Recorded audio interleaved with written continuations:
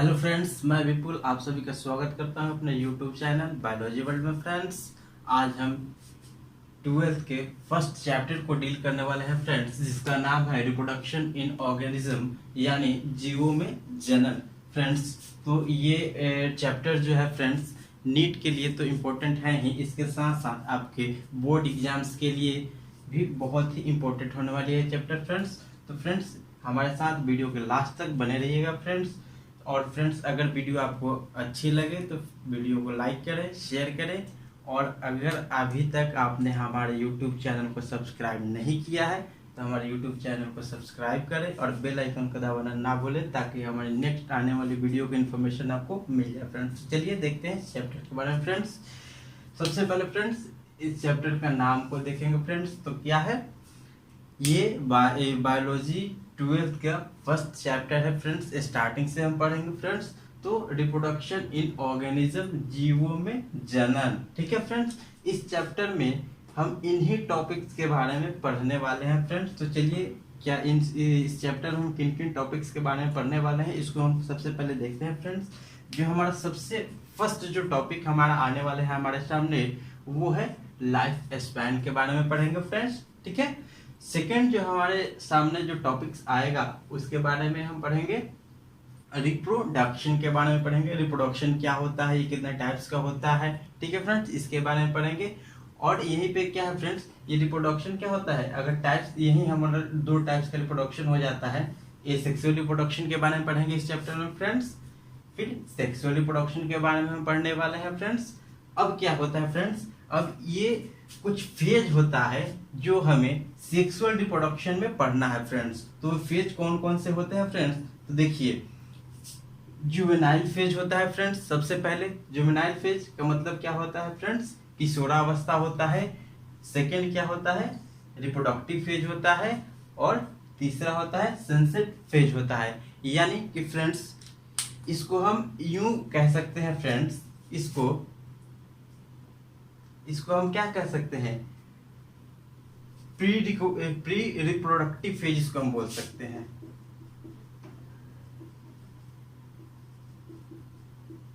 इसको हम pre reproductive phase बोल सकते हैं। और ये तो हमारा रिप्रोडक्टिव फेज है ही फ्रेंड्स, है ना। थर्ड जो हमारा है सनसेट फेज, इसको हम क्या बोल सकते हैं, पोस्ट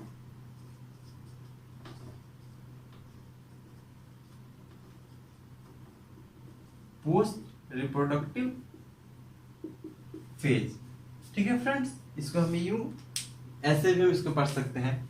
जुवेनाइल फेज का मतलब फ्रेंड्स प्री रिप्रोडक्टिव फेज, यानी ये फेज कब आता है, ये कब का फेज है फ्रेंड्स, तो रिप्रोडक्टिव फेज के पहले का फेज है। बीच में हम लोग क्या आ जाता है, रिप्रोडक्टिव फेज आ जाता है। और फिर तीसरे में सनसेट फेज, या इसको हम पोस्ट रिप्रोडक्टिव फेज भी कह सकते हैं फ्रेंड्स। ठीक है। उसके बाद हम जो तीसरे टॉपिक जो हमारा आता है फ्रेंड्स, वो होता है इवेंट्स इन रिप्रोडक्शन, यानी कि रिप्रोडक्शन जो होता है उसमें कौन कौन सी जो घटनाएं हैं वो घटती है फ्रेंड्स। ठीक है। तो उसके बारे में देखिए कौन कौन सी घटनाएं घटती है। फर्स्ट क्या आता है, प्री फर्टिलाइजेशन इवेंट्स। ठीक है।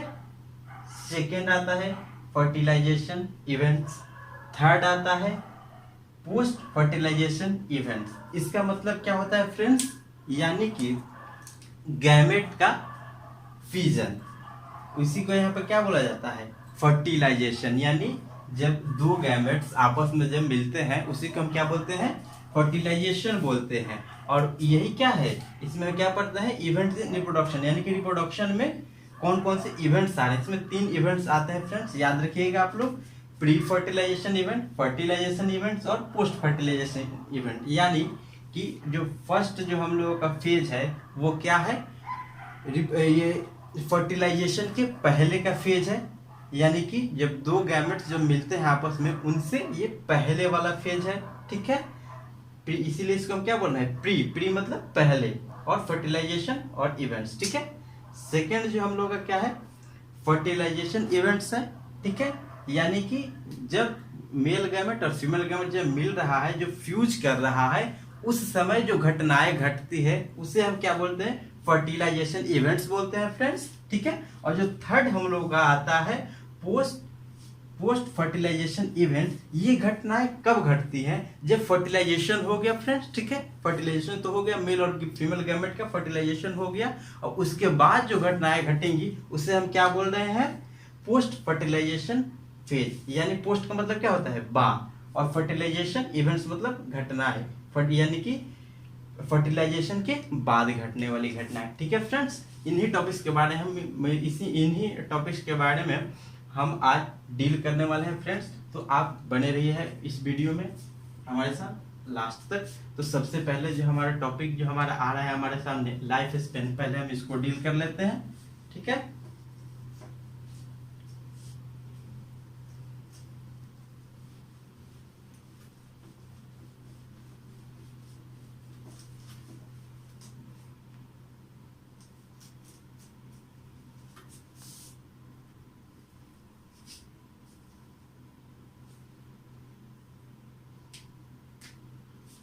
चलिए फ्रेंड्स देखते हैं ये जो हमारा फर्स्ट जो टॉपिक्स है लाइफ स्पेन, ये होता क्या है फ्रेंड्स? तो इसको हम ऐसे इसको डिफाइन कर सकते हैं friend, the period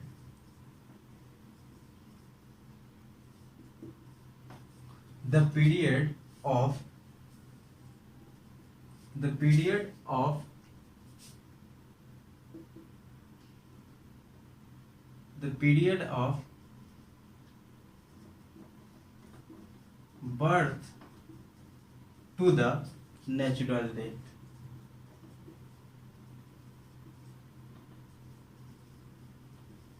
Natural death of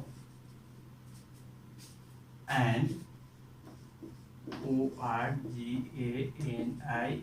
organism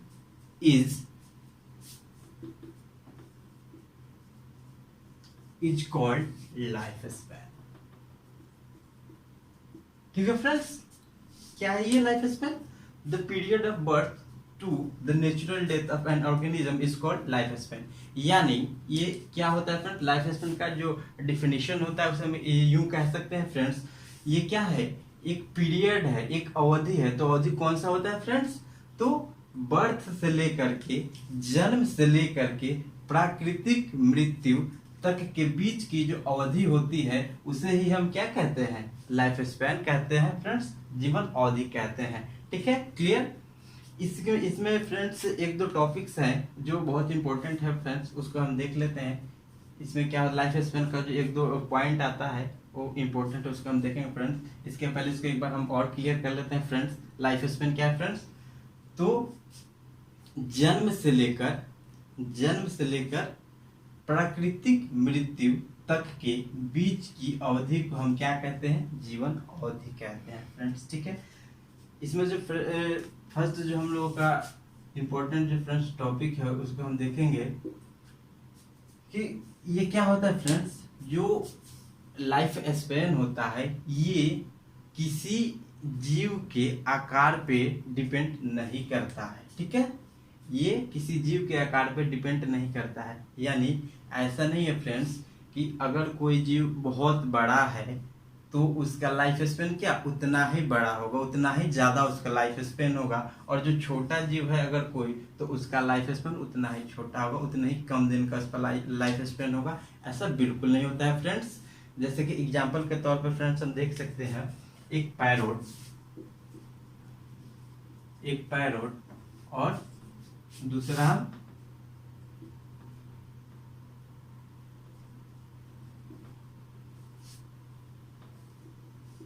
elephant का एग्जांपल फ्रेंड्स ले लेते हैं। तो इसके पैरोट और एलिफेंट्स के अगर जीवन अवधि को हम देखेंगे तो पैरोट का जीवन अवधि क्या होता है? लाइफ स्पेन क्या होता है? 140 ईयर्स होता है फ्रेंड्स, 140 साल होता है। जबकि एलिफेंट का जो लाइफ स्पेन होता है वो क्या होता है? ओनली 65 ईयर्स होता है। ठीक है, अब देखिए फ्रेंड्स, अगर इसके दोनों की आकार की बात करें तो तोता क्या है? एक छोटा सा पक्षी है, जबकि हाथी क्या है फ्रेंड्स? एक बहुत बड़ा जानवर है फ्रेंड्स। और अगर इसके दोनों के लाइफ स्पेन को देखें तो इसका लाइफ स्पेन क्या है? 140 साल है, जबकि वहीं इसका लाइफ स्पेन क्या है फ्रेंड्स? मात्र 65 साल है। और इसके दोनों के आकार को देखें तो क्या है, ये बहुत बड़ा है और ये छोटा है। तो फ्रेंड्स इसीलिए हम क्या बोल रहे हैं कि जो लाइफ स्पेन जो होता है वो जीव के आकार पर डिपेंड नहीं करता है। ठीक है, क्लियर। सेकेंड अगर हम देखते हैं फ्रेंड्स, सेकेंड अगर बात करें तो जो लाइफ स्पेन होता है उसका डेफिनेशन जो है वो क्या है, जन्म से लेकर के प्रकृति मृत्यु। अगर सपोज दैट अगर कोई मनुष्य है, अगर उसकी मृत्यु 30 साल में हो जाती है, किसी एक्सीडेंट में उसकी मौत हो जाए या किसी बीमारी के कारण उस व्यक्ति की क्या होती है, अगर मौत हो जाती है, तो क्या उस व्यक्ति का जो लाइफ स्पेन है वो 30 साल ही होगा? ऐसा बिल्कुल नहीं होता है फ्रेंड्स। जो ह्यूमन का लाइफ स्पेन जो भी होता है फ्रेंड, 70 या 75 ईयर्स जो भी होता है, वो भी लाइफ स्पेन उसका भी क्या था, उतना ही था। उसका कैसे मृत्यु हुआ, किसी एक्सीडेंट में हो गया या किसी बीमारी के कारण हो गया, तो वो उसका क्या है, उसका लाइफ स्पेन नहीं है। उसका जो मृत्यु है वो नेचुरल डेथ नहीं हुआ, वो उसका क्या हुआ, किसी बीमारी से मर रहा है या किसी एक्सीडेंट में मर रहा है, तो वो उसका नेचुरल डेथ हम उसको नहीं कहते हैं। ठीक है, तो इसको क्लियर क्लियर हो गया फ्रेंड्स। अब हम क्या करते हैं, इसके नेक्स्ट टॉपिक के बारे में फ्रेंड्स देखेंगे।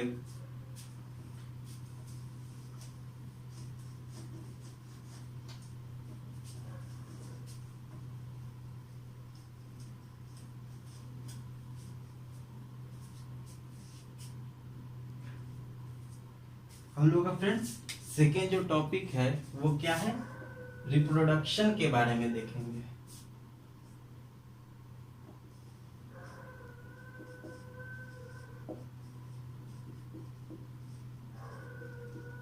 रिप्रोडक्शन के बारे में फ्रेंड्स देखेंगे। तो ये रिप्रोडक्शन क्या होता है फ्रेंड्स, तो इसका हम डिफिनीशन जो ऐसे देते हैं फ्रेंड्स, तो reproduction is a biological process. देखिए friends,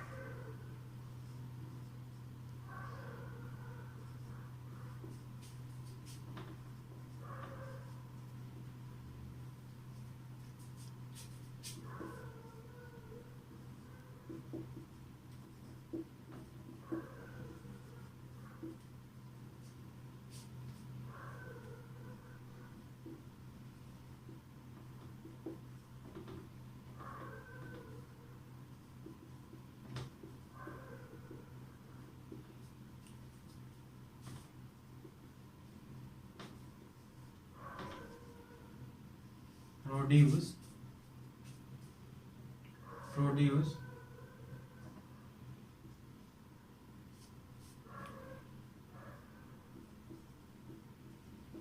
their parents।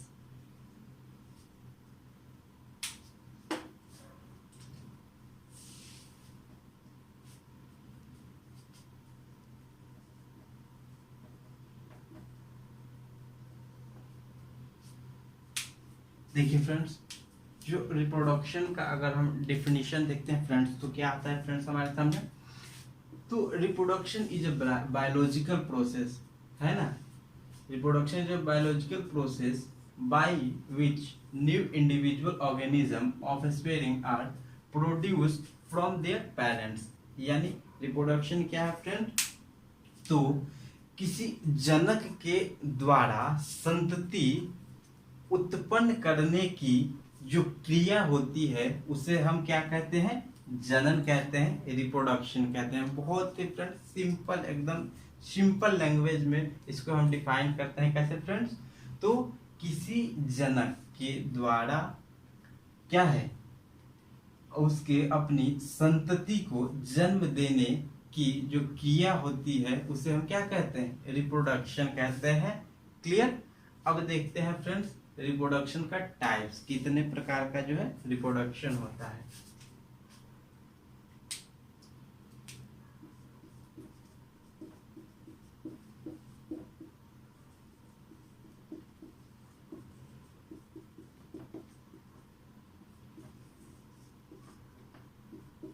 Types of reproduction. तो फ्रेंड्स रिप्रोडक्शन जो होता है वो 2 टाइप्स का होता है। फर्स्ट जो होता है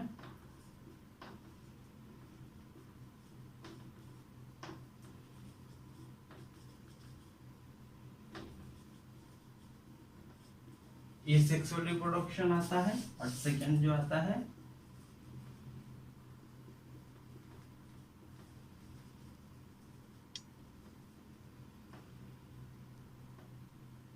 जो हमारा आता है वो आता है सेक्सुअल रिप्रोडक्शन। ठीक है, तो अब फ्रेंड्स अब हम डिफाइन करेंगे सेक्सुअल रिप्रोडक्शन को।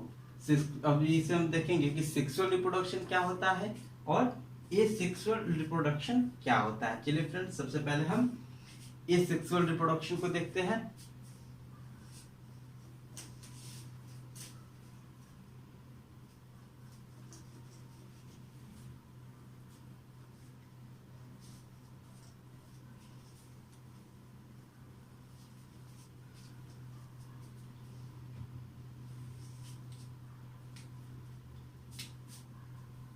क्या देखते हैं फ्रेंड, एसेक्सुअल रिप्रोडक्शन। ठीक है फ्रेंड्स, इसको हम देखते हैं, इसका डेफिनेशन को क्या है, इसका डेफिनेशन क्या होता है friends, it is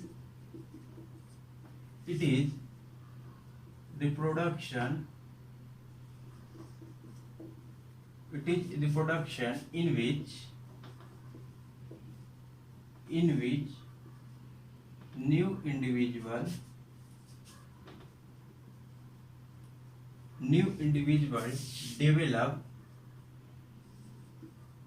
develop from single parent।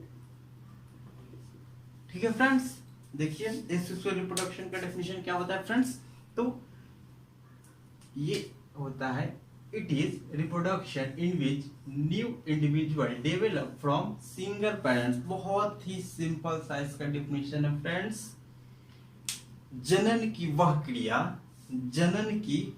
क्रिया जिसमें एकल जनक के द्वारा संतति की उत्पत्ति होती है उसे हम एसेक्सुअल रिप्रोडक्शन और सेक्सुअल रिप्रोडक्शन यानी कि अलैंगिक जनन कहते हैं। ठीक है,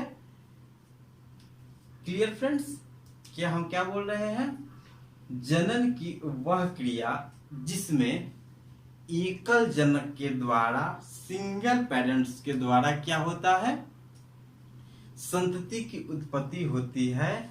इस प्रकार की जो रिप्रोडक्शन होते हैं उसे हम असेक्सुअल रिप्रोडक्शन या अलैंगिक जनन कहते हैं। जैसा कि अगर फ्रेंड्स हम इसके असेक्सुअल को अगर क्या करते हैं, अगर इसको 2 पार्ट में बांट देंगे फ्रेंड्स, ए और सेक्सुअल को अलग अलग हम अगर करके पढ़ेंगे फ्रेंड्स, तो अ का मतलब क्या हुआ अब्सेंट, और सेक्सुअल का मतलब क्या होता है फ्रेंड्स लैंगिक जहां भी शब्द आ जाता है फ्रेंड्स, तो लैंगिक का मतलब क्या होता है 2 गैमेट्स का फिजन, 2 युग्मकों का मिलन।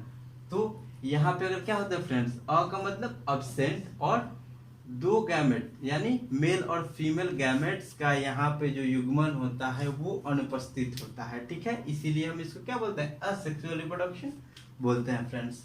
ठीक है, क्लियर है।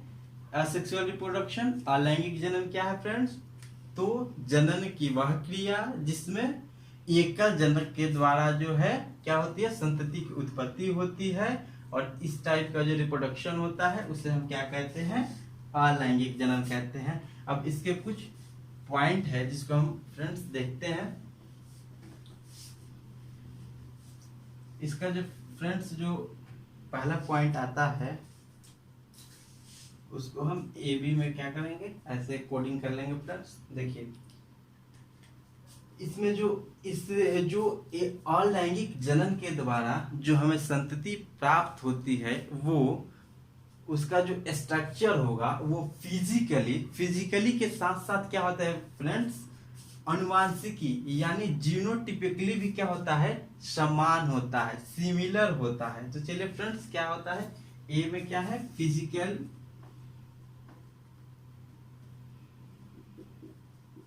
फिजिकल स्ट्रक्चर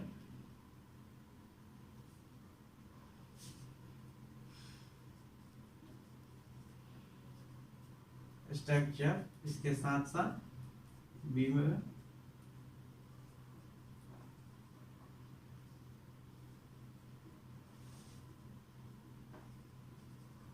जीनोटिपिकली, ठीक है। ये दोनों क्या होता है फ्रेंड्स, सिमिलर होता है।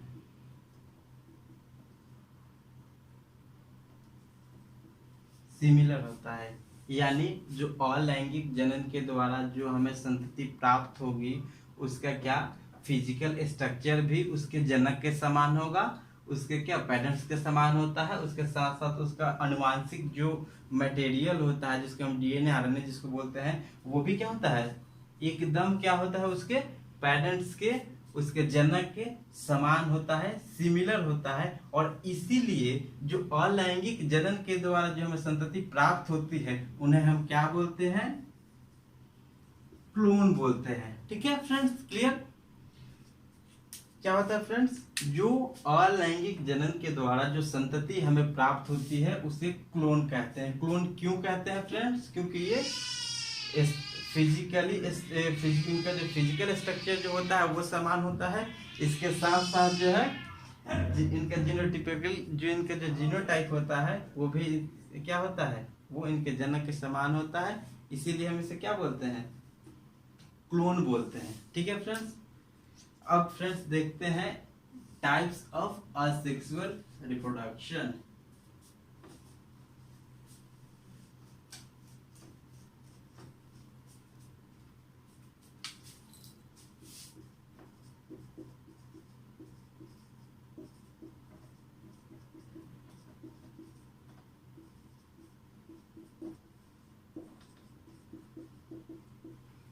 Types of asexual reproduction. तो फ्रेंड्स हम एनसीईआरटी को फॉलो करेंगे फ्रेंड्स। तो एनसीईआरटी को अगर फॉलो करेंगे तो उसमें हमें एसेक्सुअल रिप्रोडक्शन का जो पार्ट्स होता है वो 5 भागों में बटा होता है फ्रेंड्स। ठीक है, वो 5 कौन कौन से होते हैं उसको हम देखते हैं फ्रेंड्स। जो फर्स्ट आता है बाइनरी फिजन, सेकेंड आता है बर्डिंग आता है फ्रेंड्स। इसका अगर हम तीसरे टाइप्स को देखेंगे तो उसका तीसरा टाइप फ्रेगमेंटेशन होता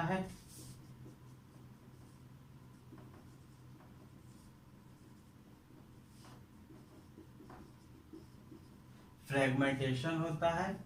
चौथा जो होता है स्पोडुलेशन होता है, और जो 5वां होता है वो होता है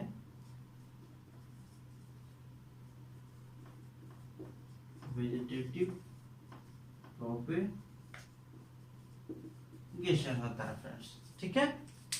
अलैंगिक जनन का टाइप्स जो है, अलैंगिक जनन का जो भाग है इसे हम 5 भागों में बांट करके पढ़ते हैं। 5 प्रकार का होता है।